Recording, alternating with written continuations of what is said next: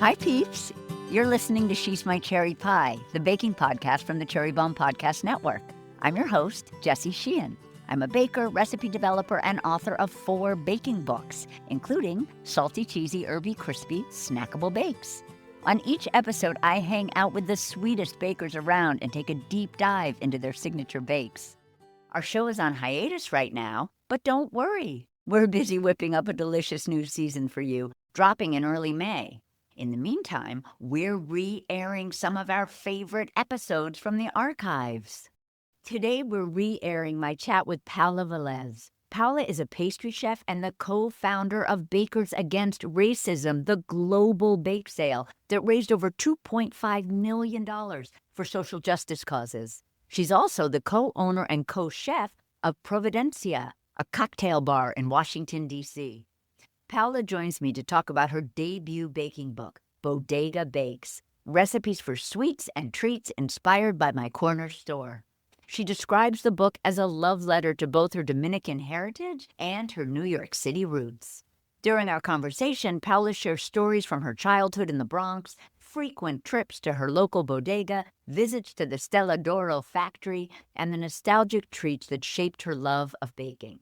She also reveals the TV show that inspired her now famous pecan plantain sticky buns and walks me through the recipe step by step. I had the best time chatting with Paola, and I know you're going to love this episode. Stay tuned. You can find today's recipe at cherrybomb.com. Peeps, did you know that we have a free She's My Cherry Pie newsletter that coincides with each new episode? It comes out every Saturday morning and shares insights about the guest, their recipe, and other fun tidbits and baking news, like our Cake of the Week. To sign up, head to cherrybomb.substack.com or click the link in our show notes. Let's chat with today's guest. Paola, so excited to have you on She's My Cherry Pie again and to talk plantain sticky buns with you and so much more. Thank you for having me. The first time you were here, we did a deep dive into the recipe for a bake sale, as successful bake sales are 100% your jam. But this time I'm super excited to talk about your new book, what inspires your baking, and your signature baking style. So you grew up between the Bronx and the Dominican Republic, and your book is a love letter to both. And I often ask guests whether there was much baking going on in their childhood homes and about early baking memories.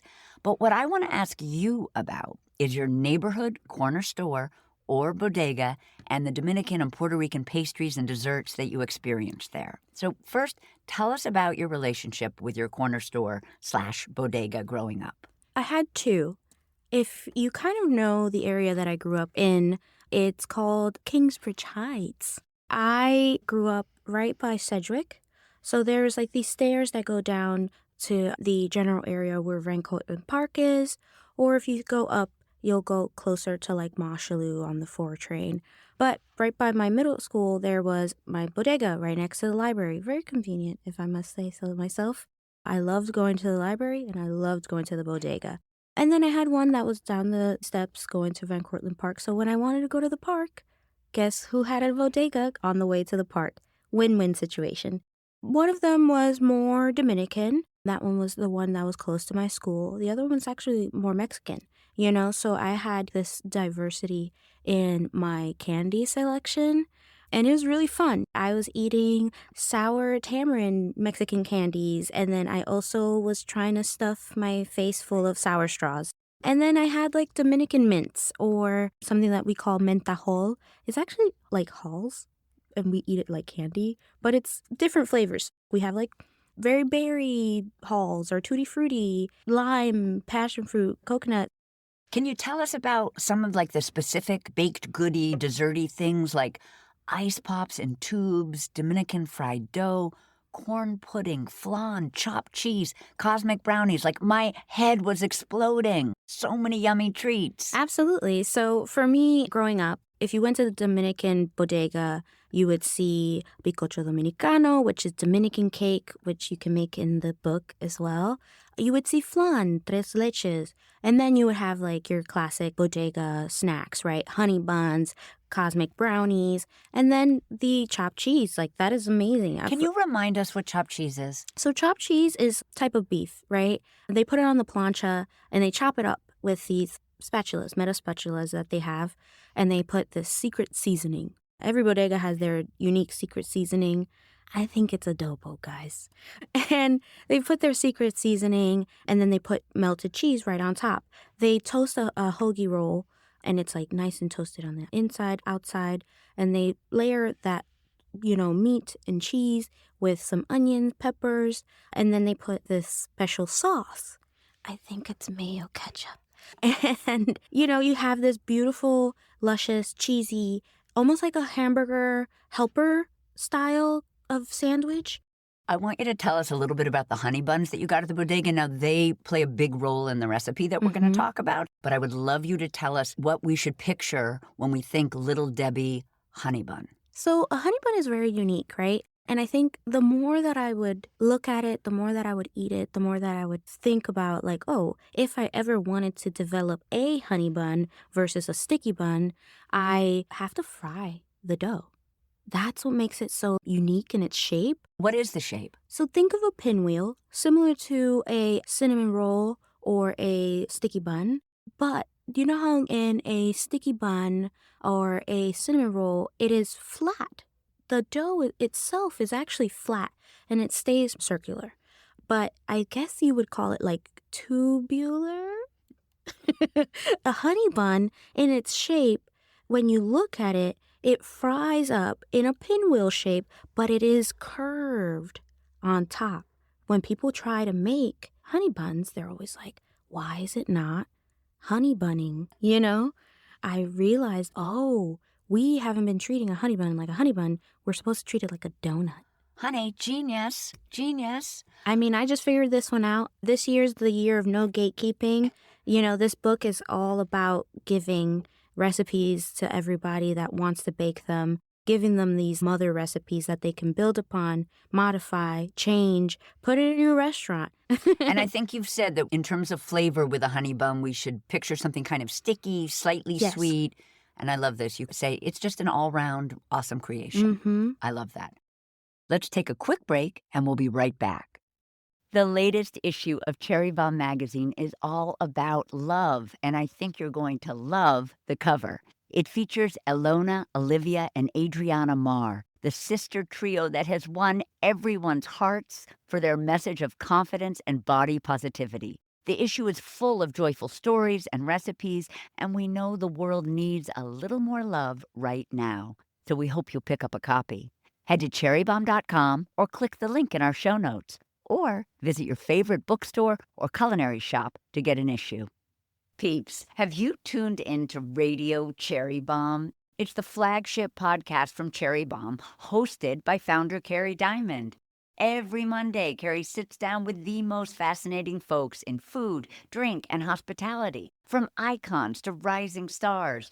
Don't miss her conversations with Ina Garten, Alice Waters, Padma Lakshmi, the Bears, Liza Colon-Zayas, and so many more. Listen to Radio Cherry Bomb on Apple, Spotify, YouTube, or wherever you get your podcasts. And be sure to subscribe so you never miss an episode. Now, back to our guest. Growing up in the Bronx, the bodega was 100% your happy place, full of color and flavor. But I also want you to tell the listeners about your local bakery, otherwise known as the Stella D'Oro factory. Oh, my goodness. Oh, my gosh, Paola, what a childhood. Whatever. I cannot believe I did not grow up with you. But tell me about this factory and tell me about eating fresh lady fingers. I can't even imagine. Yeah, so by Van Cortlandt Park, near 231st and 240th, around there was this giant factory called Stella D'Oro. And everybody knows Stella D'Oro, but nobody realized that they were baking it fresh in the Bronx, New York City. When you saw the packaged goods, maybe that same week, it was fresh out of the oven, and they had this light where they would let the community know, come and buy these freshly baked goods. Maybe they were like the rejects of the pile. I don't know. It tasted amazing. So can you imagine rainbow cookies? We had the Italian butter cookies, and then my favorite, the ladyfingers. They was just so light and airy, and it was perfect. Sometimes it would be even warm. Should I And picture them already packaged? Or would... no, Oh my it's like a gosh. bakery. So like it would be like in a white bag. They put whatever you want in, and if you ordered enough, they gave you a cake box. Sometimes we think when we see things in the grocery store that they're not made. Like Yeah. it's like in a process facility made by unidentified. But no, it was Dominican immigrants at the Stella D'Oro factory. Now they're in Jersey. So not to say that they're not close, to the tri-state area, but I was very privileged to be able to get out of my elementary school, walk home with my mom, and smell the Stella D'Oro factory wafting through the air. It was a tremendous loss to that community, to not have the factory there. But of course, everything comes to an end, and rents are high, and I get it. Your mom was trained as a biochemist in the Mm-hmm. Dominican Republic, although when she came here, that was not what she did anymore. And she actually worked in, I think it was her cousins, right? Yeah. Marianne's. Mm-hmm. But she had some ambivalence about you entering the food industry. She actually wanted you to be an engineer and was worrying about you struggling financially. Was there a lot of tension between you and your mom? Or she kind of made clear what she wanted from you, but was going to bless whatever you chose? When I became a teenager, she really changed everything about how she approached me. I will say now that I'm older and 30, right? Well, 30 something. The older that I get, the more that I'm understanding what it's like to be a 30-year-old and all of a sudden you have a baby and you have to figure out how to be American with this baby and then teach the baby how to be American. It's like a nightmare. You're just like, I want to go home. I have so much sympathy now for my mom and how she was just figuring out how to be an adult, how to like navigate America, this world with a child. So once I started coming into my own as a person, teenage years, maybe I was a little rambunctious, rebellious, I was emo. She was just kind of like, dude, I'm here for you. We became besties. We were attached at the hip. We still are. Luckily, my husband really likes her and she loves my husband, maybe more than me. But when it came time for me to leave the house, I decided to leave the house actually right at 18. And it wasn't easy because I was really scared. I was really nervous to take such a big leap without, my bestie. I couldn't bring her back to New York with me because she's married and she has a house. She has a life, But she was nervous that I wouldn't be treated fairly in the industry, especially, 2008, 2009.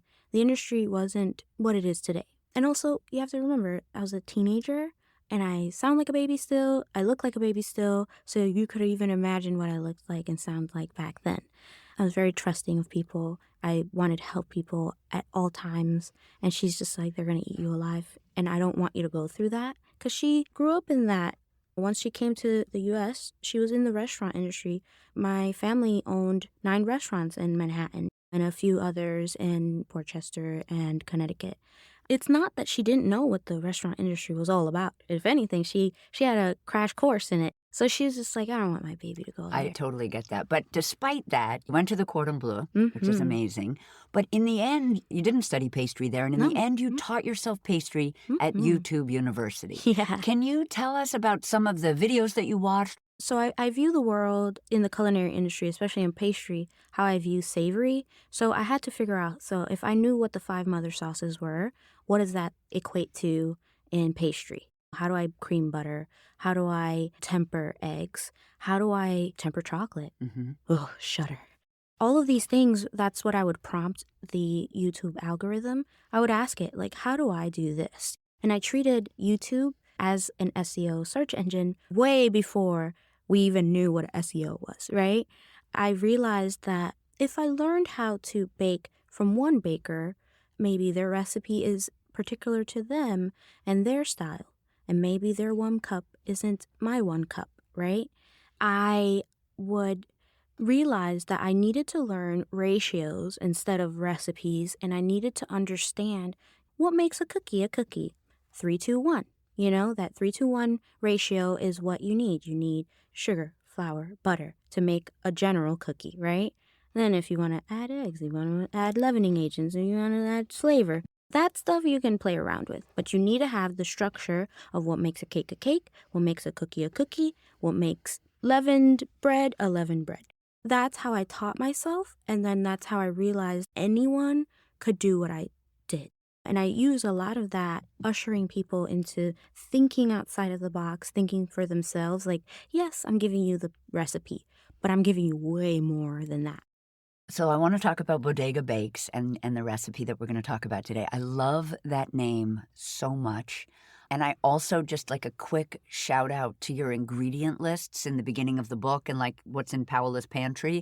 I love that you're okay with lemon extract because so am I. Yeah. And I also love that you're okay with imitation vanilla Oh, yeah. because so am I for nostalgia, etc. The recipe we're going to talk about is your plantain sticky bun. Yes. There are pecans in it, and it's kind of your signature. This recipe has the greatest origin story. Can you share how this recipe came to be with including your mom and Guy Fieri and hello? I always, especially that year, I would ask people, what did they like to eat? What are their favorite pastries?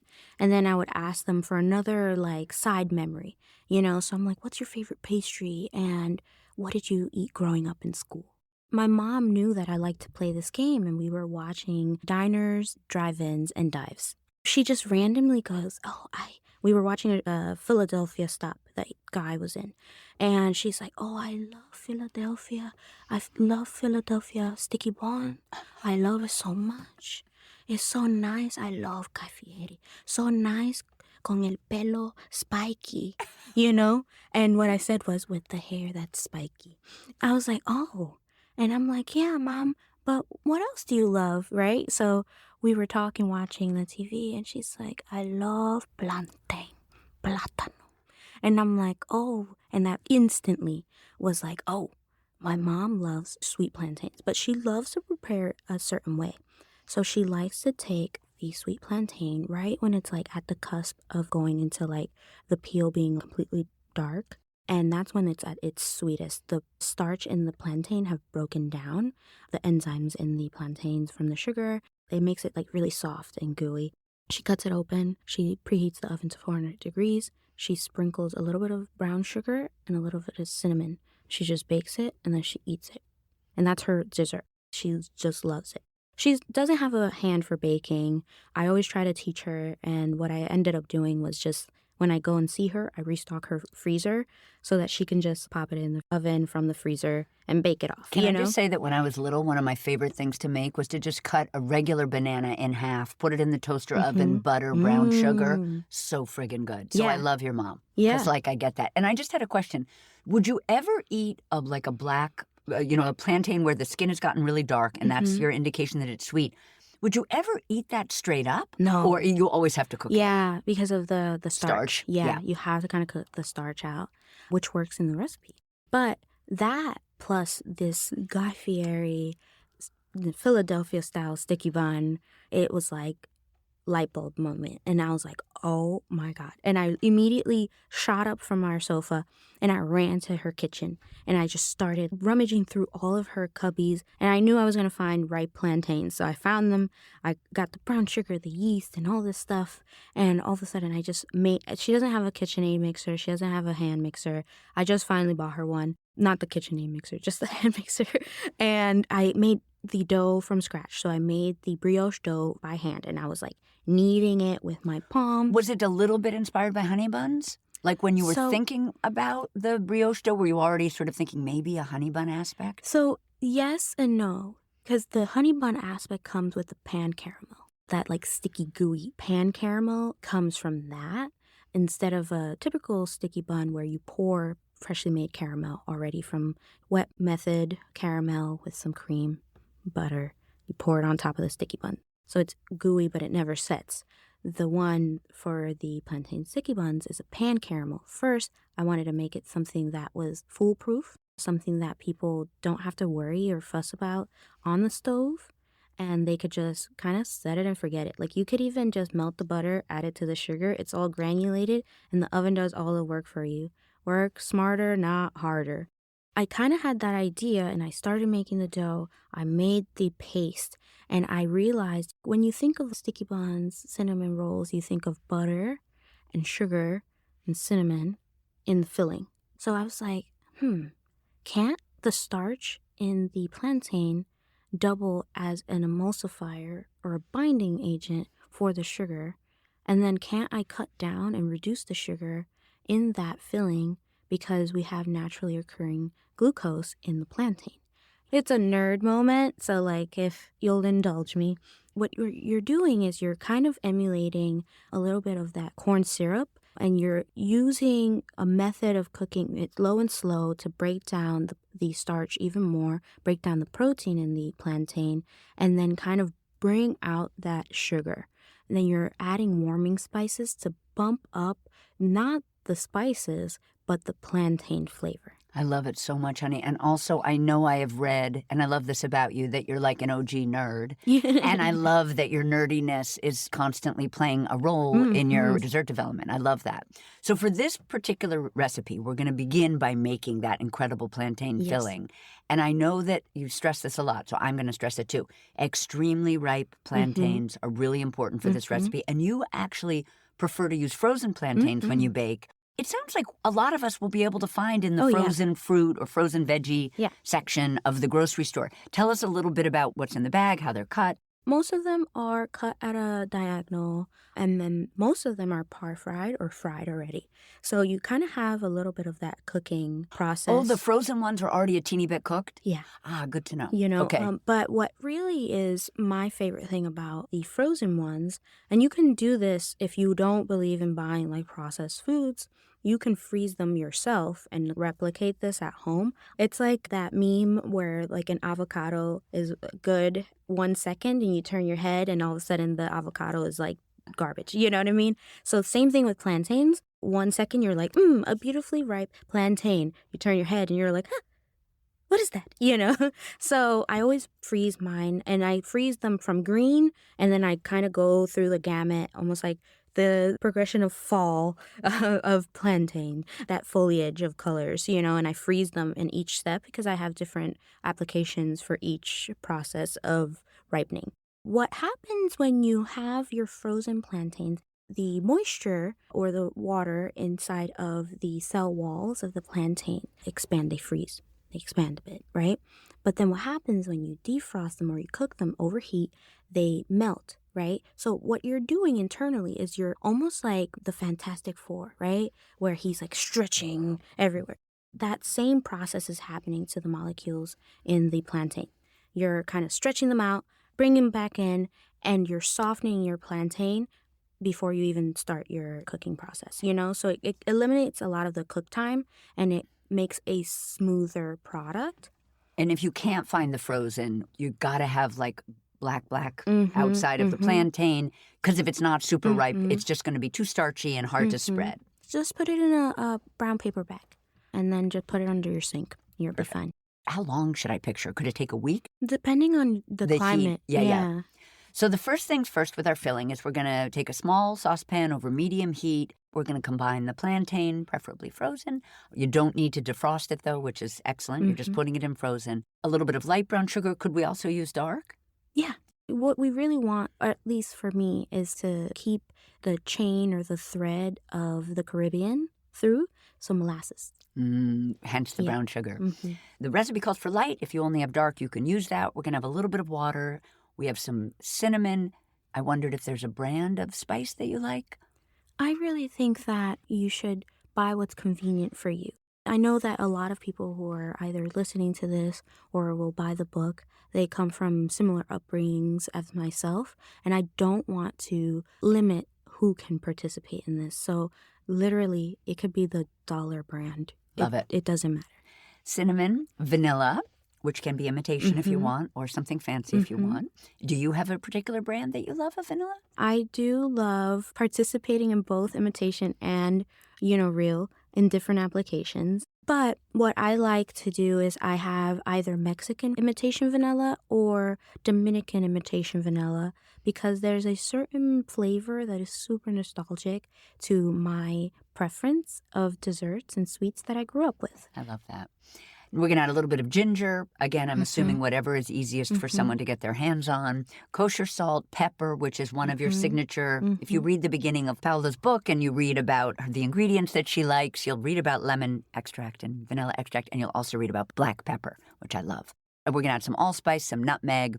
We're going to stir this occasionally. Again, it's over medium heat. What tool should I picture? Do we have a flexible spatula, wooden spoon? I would use a firm spatula. Okay. I wouldn't use a wooden spoon because sometimes the wooden spoon, if it's not coated correctly, can absorb some of the moisture, and you really need some of that moisture to break down the plantain itself. You want it to become a paste. And sometimes you might need to whip out like an immersion blender or your blender or your Robocoup. Is that what it's called? Food processor. I know what you mean because that's what you use in professional kitchens. You want more moisture because you could always evaporate it. You can always bring it back down, but you can't tell the plantain to be soft without the moisture. So we're going to stir with a not very flexible spatula until the plantain softens, the liquid starts to thicken, mixture's very tender, 8 to 10 minutes. Then we're going to transfer that mixture to a blender or food processor or Robocoup if you're in the know, and blend until smooth, about 30 seconds. Next, we're going to make our dough in the bowl of a stand mixer fitted with our dough hook. On low speed, we're going to stir together some warmed whole milk, granulated sugar, active dry yeast. Does instant work? Some of us love, myself included, love instant yeast. Yes. And you can even use this recipe, give or take a couple of grams of flour with sourdough discard. It's so easy and so flexible. So this is what I would call one of my mother recipes. This recipe will teach you how to make the base of your laminated doughs. It will teach you how to make your rhumbaba. Really, you can even just make hamburger buns from it. So once you learn and master how to look and feel and touch this dough, you'll be able to do so much more. So now we're going to turn off the mixer and sort of let the yeast come alive. Let it stand till it's frothy, 5 to 10 minutes. Then we're going to add some all-purpose flour. And I have a question, which is why not bread flour? But now I think I know the answer. Is it because you want it to be accessible and not everyone can find bread flour? Yes. I also will say that it'll make a tougher dough. Bread flour has more protein in it. Bread flour, while it's good for certain applications, it's not good for everything. But I will say that I develop most, if not all, of my recipes to have all-purpose flour. Regular, run-of-the-mill flour that you can find wherever. Because, I want people to be able to just wake up one day and what if you just have all-purpose flour? You can make anything in this Do you bowl. have a brand of all-purpose that you like? King Arthur. It's convenient. I like it. I also like what they stand for. I like the product itself. It tastes good. So we're going to add our flour. Very important to add the flour before we add our kosher salt, which we're about to add, because the salt after the all-purpose can harm that yeast that just woke up. The yeast is so sleepy. It's not going to be like, it's not going to want that salt on top of it. It kind of kills it off, actually. It neutralizes it. So then your dough doesn't get as fluffy, as airy, and then you're going to have a compact, dense. Such a great tip. We're going to mix all this, the all-purpose flour and the salt, into our wet mixture on medium-low speed. We're going to mix until the flour is mostly incorporated, about 1 minute. We're going to stop and scrape our bowl as needed. What tool? Are you using like a flexible bench scraper to scrape your bowl? Your spatula? Yeah, I think if you have like a firm spatula, it doesn't have to be a fancy spatula, just a firm spatula that does not buckle when you apply pressure to it, that's fine. I get gifted a lot of stuff, so I have a million bench scrapers, a million bowl scrapers, a million spatulas. I would say that anything that can get in there. If you don't mind getting your hand a little dirty, you can do it with your hand too. So now we're going to add our eggs, and we're going to mix the dough until it forms a ball, about 1 minute. Should we picture the dough like wrapped around? First of all, we're still with the hook. We didn't switch over to a paddle, right? Yeah, we're still with the hook. Is it wrapped around, or is it... What you're going to look for is for it to come a little bit off the sides of the bowl. Because of the way that the KitchenAid is structured, it will always rise up a little bit on the dough hook. Even past that little large lip that the dough hook has, it's okay. You're fine. You can just scrape it down. But when you're mixing it, you're going to be looking for it to be shiny, smooth, and then when you touch it, it won't stick to you. Right. By the time that you know that it won't stick to you, it's not sticking to the side of the bowl. We're going to add our unsalted, softened butter. We're going to cut it into pieces, and you like to add it in sort of like 4 equal additions or like a quarter at a time. We're going to mix each time, each quarter, until that butter's fully incorporated before adding our next addition. And now, as you said, we're going to mix until the dough is smooth, no longer kind of clings to the side of the bowls, no visible butter, about 5 minutes. Cover our bowl with plastic wrap. Let it stand in a warm, draft-free place until the dough doubles in size, about 1 hour. Meanwhile, we're going to make our pan caramel. I thought this was interesting. We're going to grease a 9-inch square baking pan with unsalted butter. I'm so used to seeing round. Why not a round pan? I think that the corners are the best part of any dessert. I try to think of things that, like if you make lasagna at home or if you make casseroles or, you know what I mean? Like everybody makes that kind of stuff, right? So I think not everybody will have a round, unless if you're a baker, like a dedicated baker. So, you could even go to your bodega and buy a aluminum disposable square. And I think everybody can find that. I love that. So we're going to grease that pan with unsalted butter. So we're kind of prepping our pan in a medium saucepan over medium heat. We're going to cook some unsalted butter, some light brown sugar, some corn syrup, kosher salt, nutmeg, cinnamon, and vanilla. And remind us why we want the corn syrup here. What is the corn syrup going to do? The corn syrup is a emulsifier that can prevent crystallization in the sugar. So sugar plus heat doesn't always equal caramel. Sugar plus heat sometimes equals our worst enemy, the ops, if I may, sugar crystals. So we have to always work in tandem to whatever our heating source, our pot, etc. Almost like coddling the sugar, being like, my sweet baby, please don't produce sugar crystals. I don't have enough time or money to do this over. So that's why the corn syrup is there. I would recommend for any caramel, for any sorbet, for anything that involves cooking sugar, add a little drop of corn syrup and it might solve all your problems. I love it. So now we're going to stir this mixture occasionally, again with sort of a hard spatula, would that be our tool, until the butter melts, about 2 minutes, but the sugar should not be fully melted yet. How come? Because we want to make sure that the sugar doesn't go past a certain temperature. So again, sugar is always going to react the same way during the caramelization process. Depending on the stage of the cooking of sugar, if you already go past that 200 degree, etc., you'll start going into the world of coloring your caramel. You have light amber, dark amber, burnt, etc., right? So when we're baking our sticky bun, we want to make sure that we're not already starting with a leg in the mud. So we have to make sure that the sugar crystals won't caramelize in the oven. Won't crystallize in the oven, but at the same time, we want it to melt and caramelize in real time in the oven with your dough. Now we're going to remove the mixture from the heat, stir it, and then pour that caramel into our prepared baking pan, spreading it to coat the bottom evenly. Are we using like an offset at this point to spread, or you really can use anything? The spatula. Great. And we don't have to worry if the caramel doesn't look smooth right now when we pour it into the pan, because the heat of the oven is going to transform it into this smooth and silky texture. Now we're going to assemble our buns. So we're going to punch down our dough. Since our dough needs to rise for about an hour, might it still need a little more? Like usually, are you now going to kind of wait for your dough at this point? Yeah, I'm waiting for the dough. I'm in DC now, so the humidity in DC is like you could give it 20, 30 minutes and it's like it's rocking and rolling, and then an hour later it is fermenting, But I would say that when you're looking for indicators to know if your dough is done, I like to go up to the dough. Usually by then, if I'm controlling it in a nice, cool, temperate space, the dough itself, when it's like wrapped with, especially with plastic wrap, will kind of form this like air bubble. And the dough itself is trying to push up against the plastic wrap, trying to like break free.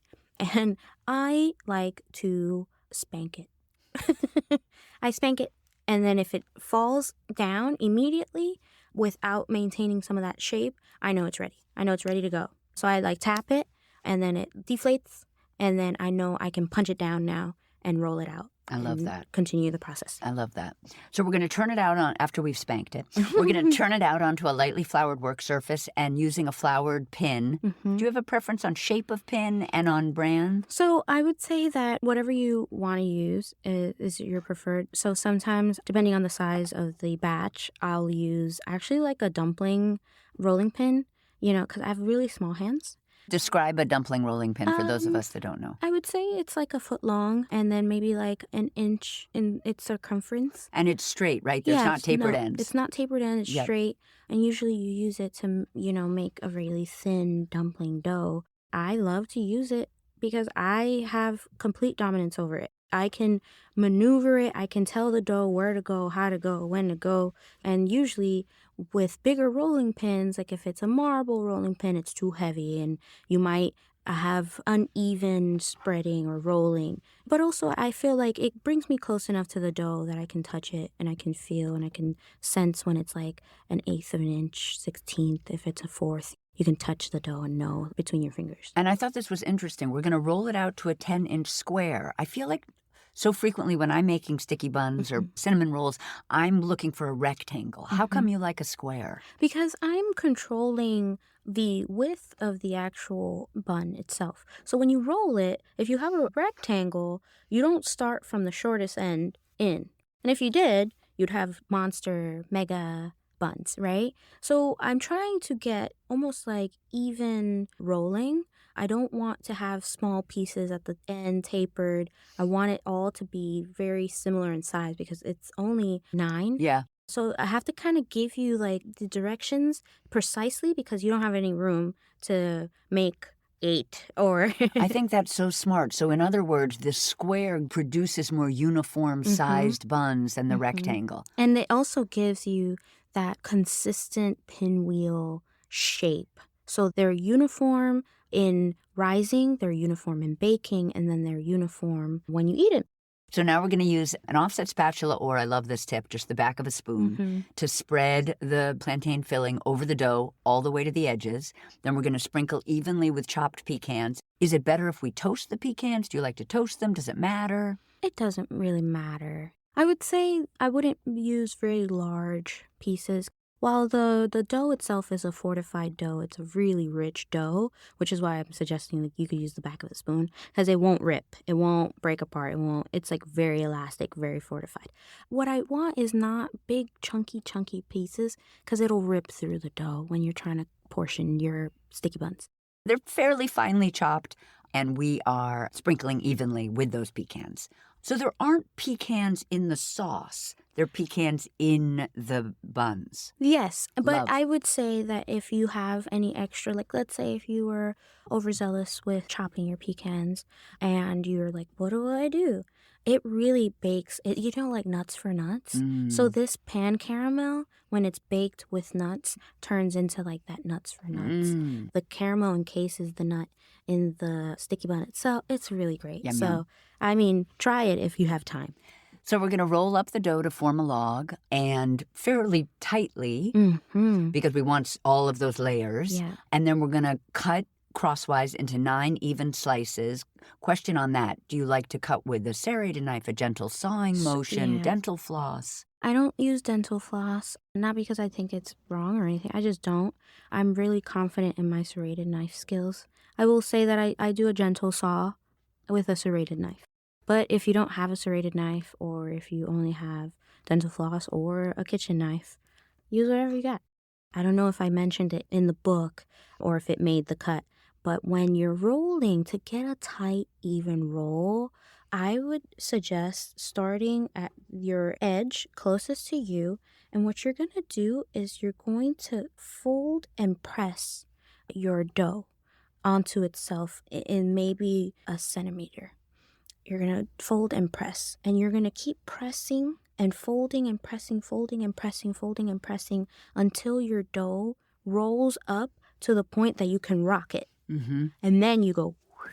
I love that. That's a great tip. That is something at times tricky because you don't want those swirls or the curls to be huge. You want them to be tight. Yeah. So that's really helpful, that press. Tiny, tiny centimeter press. Tiny until you can. I love that. Yeah. We're going to arrange the slices cut side up in the prepared baking pan. It's totally okay if it's touching. Cover with a clean kitchen towel. Let rise in a warm spot until they double in size, about 20 minutes. We're preheating to 350.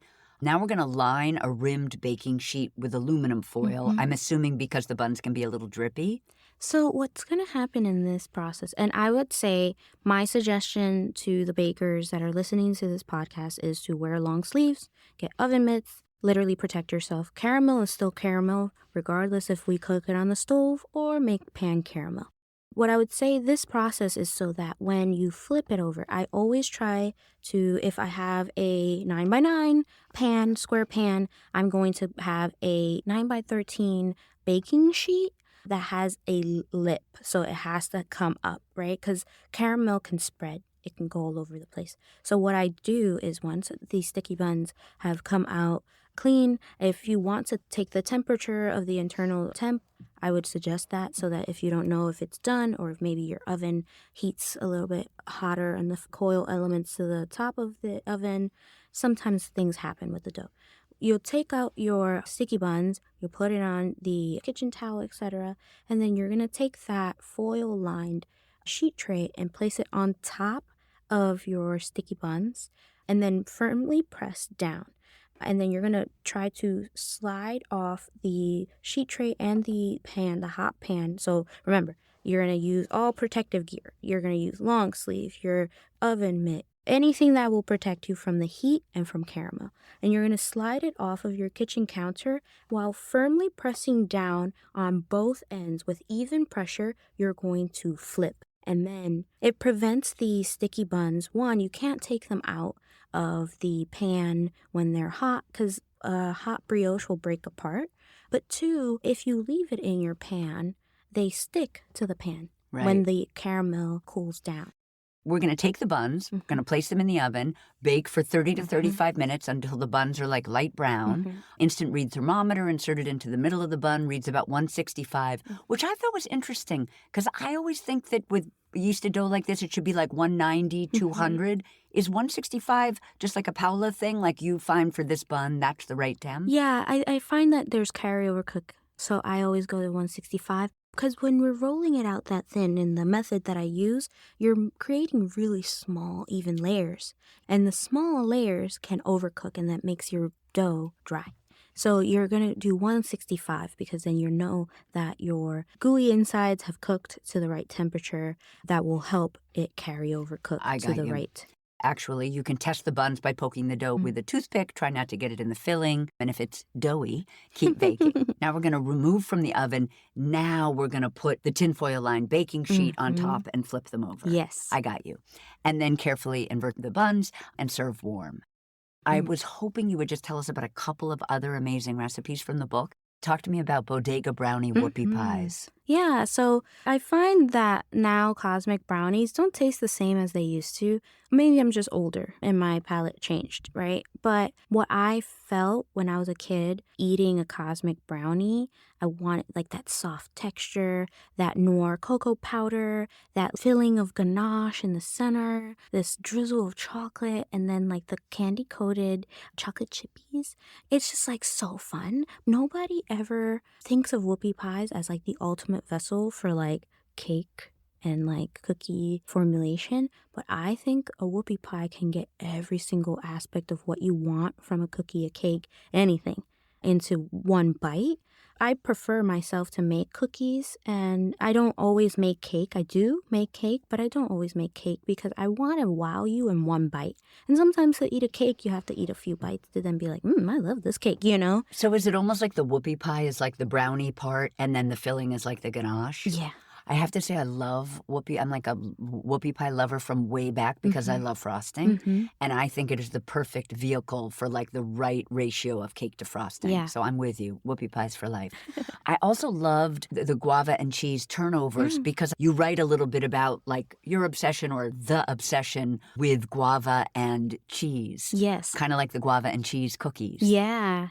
It's really fun, you know. That's how we kind of like I have our snack. It's our desserts, like in the middle of the day. Like if I invite you over to my house, I might make you a cup of coffee. And not might, I will make you a cup of coffee. I will serve a little bit of cheese and guava on a plate. It's basically our version of like our charcuterie board, but we don't have all the meats and everything, no gherkins, it's just cheese and guava. I love that. And for your turnovers, you're just sticking them in like a flaky pastry. Yeah, I teach people how to make it from scratch, from hand. I make all of my, laminated doughs from scratch. If people want to make a croissant dough using this method, I would sub in the sticky bun brioche recipe with this method of lamination. I love it. And now finally, this is a nod to Stella D'Oro, which we already discussed, but tell us about the black and white cookie charlotte. Yes, I think charlottes kind of went out of style. Tell people what a charlotte is in case they don't know. So a charlotte is essentially it's a ladyfinger lined pudding cake. It's beautiful. It's fun. It's pudding. I mean, come on. Pudding is amazing. Ladyfingers are amazing. Charlottes are amazing. That's my 2 cents on charlottes. But what I do is I layer this like bicolor pastry cream in there. It's a pastry cream-esque because I want it to be firm enough to cut and slice the charlotte, but it's still soft. So by the time that you eat it, the mouthfeel will melt in your mouth just like a cup of pudding, which you can get at the bodega. I love that. I love that. And you want people to use Stella D'Oro ladyfingers when they make this, of but course. It's okay if you can't find them. Well, thank you so much for chatting with me today, Paola. And I just want to say that you are my cherry pie. Oh, thank you so much for having me. That's it for today's show. Don't forget to follow She's My Cherry Pie on Apple Podcasts, Spotify, or wherever you listen. And tell your pals about us. You can find today's recipe at cherrybomb.com. She's My Cherry Pie is a production of the Cherry Bomb Podcast Network. Our producers are Carrie Diamond, Catherine Baker, and Jenna Sadu. Thank you so much for listening to She's My Cherry Pie, and happy baking!